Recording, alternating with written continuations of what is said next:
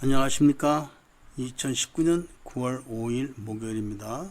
오늘 코페스 동반자 채널에서 동남아 아열대 지방에서 기식품으로 건강 챙기기란 제목으로 말씀을 드리겠습니다. 우선 여행이나 관광으로 필리핀이나 베트남 같이 더운 나라에 가시는 분들은 별 상관이 없습니다. 잠시 후에 다시 한국으로 돌아가면 되니까. 그런데 그런 나라에서 사시는 분들은 이 체력 관리에 문제가 생길 것입니다. 그렇게 사시는 분들이 몇 달 있다가 한국에 가서 다음은 열흘이고 보름이고 있다 오면은 우선 피부 색깔이 달라지고 얼굴빛이 달라지는 걸 느끼실 겁니다. 그게 바로 기식품 때문에 그런 것입니다. 베트남이나 필리핀에 사시는 교민들께서 못 먹는 것도 아닙니다. 참 잘 먹는데도 그런 현상이 일어나는 것이죠. 그 이유가 바로 어려서부터 먹던 토양에서 자란 그런 식품들을 섭취하지 못해서 그렇다고 그럽니다. 저라고 예외는 아니지만 그럼 어떻게 극복을 했냐? 그 이야기를 해드리려고 하는 것입니다.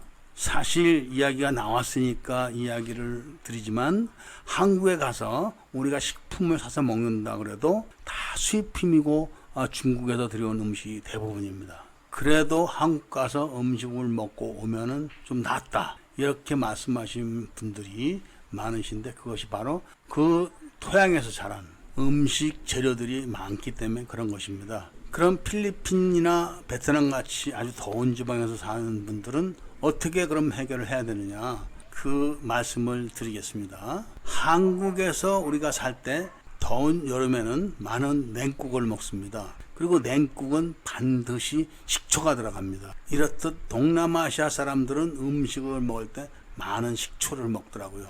제가 베트남에서 살 때 태국에서 사시다 오신 할머니가 한 분 계셨었는데 그 할머니한테 배운 게 딱 하나 있습니다. 그 할머니께 배운 것을 영상을 통해서 제가 말씀을 드리고자 하니까 보시고 관심이 있으신 분들은 한번 따라서 해서 드셔보시면 좋을 거라고 생각합니다.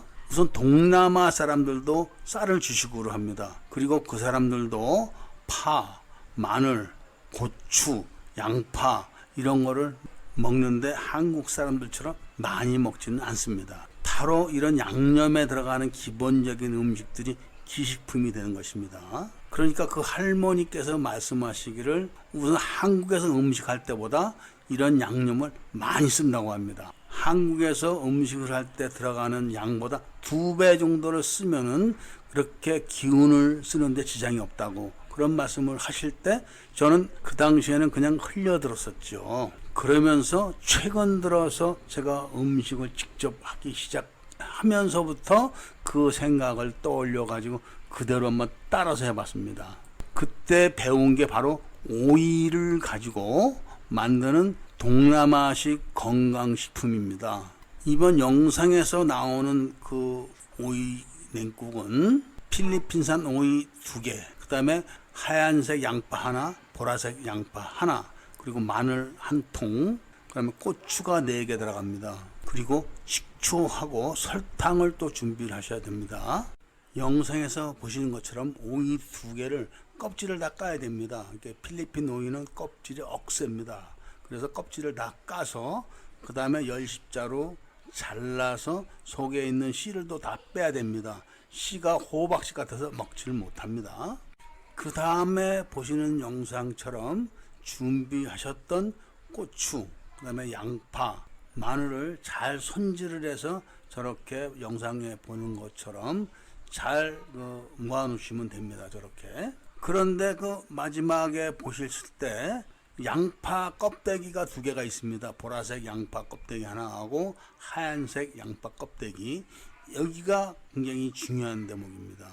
양파 껍데기를 모으는 이유는 저 양파 껍데기에 양파의 특징이 있는 그런 아주 중요한 물질들이 다 모여있다고 합니다. 그러니까 양파 속에는 없고 껍데기에 있답니다. 껍데기에. 그래서 그 할머니께서 양파를 까는 방법을 말씀을 해주셨는데 양파의 껍데기만 까는 게 아니라 양파의 그 맨 겉 조각과 껍데기를 붙인 채로 그냥 그걸 하나 벗겨내는 거죠. 통째로.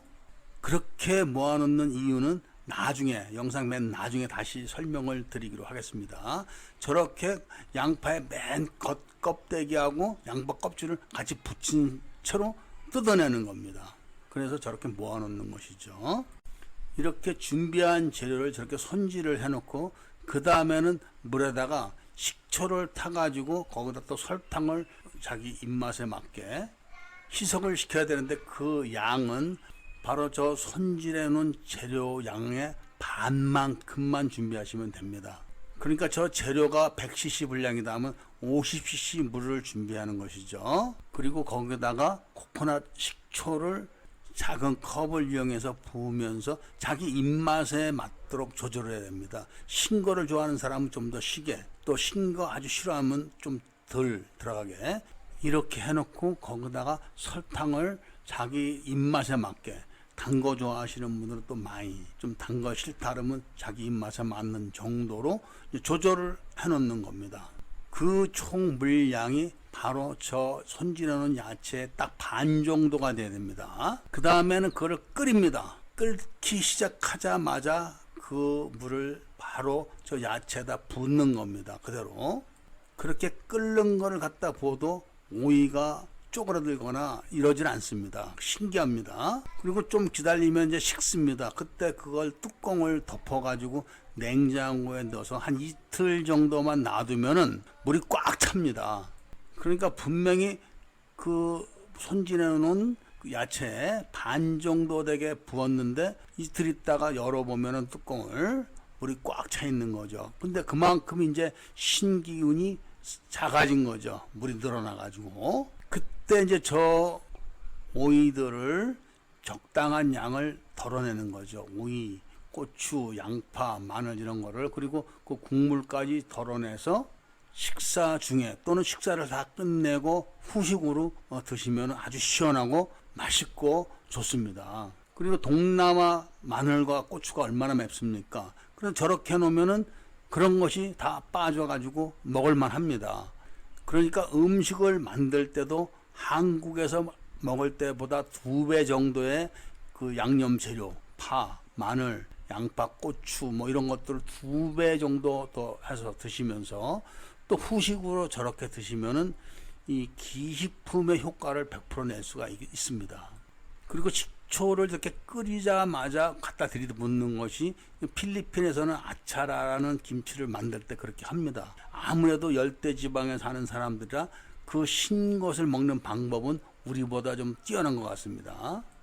그리고 마지막으로 그 양파 껍질에 대해서 말씀을 드리겠는데, 이 양파를 많이 먹으면은 이 혈압이 떨어지고 혈관 청소하는 데 좋다, 이런 말씀을 많이 하셔가지고 사람들이 양파즙을 먹는다, 양파탕을 먹는다 이렇게 많이들 드시지만 그게 효과가 없답니다. 그것이 분명히 양파에는 그런 성분이 많지만은 그 양파에 있는 성분이 양파 속으로 들어갈수록 그 성분이 줄어서 양파 속 심지에 있는 그 성분하고 양파 껍데기에 있는 성분하고는 무려 300배 정도가 차이가 난다고 그런 이야기를 합니다. 그래서 고지혈병이라든지 고혈압이 있는 그런 분들은 저렇게 양파 껍질을 뜯어놓은 거를 모아서 가위로 다 썰어냅니다. 그거를. 그 썰어낸 것을 주전자에 넣고 끓여야 된답니다. 그래서 물이 막 펄펄펄 끓을 때 그거를 집어넣고 다음에 약불로 죽여가지고 1시간 정도를 달여야 된답니다. 그러면은 쓴물이 나온답니다. 쓴물. 그 성분이 바로 혈관을 청소해주고 혈압을 떨어뜨려주는 그 성분이라고 합니다. 직효라고 합니다. 직효. 오늘은 아열대 지방에서 사시는 우리 교민분들을 위해서 오이와 식초를 갖고 만드는 기식품에 대한 말씀을 해드렸습니다. 영상을 봐주셔서 감사드립니다. 구독과 좋아요, 추천을 부탁드립니다. 감사합니다.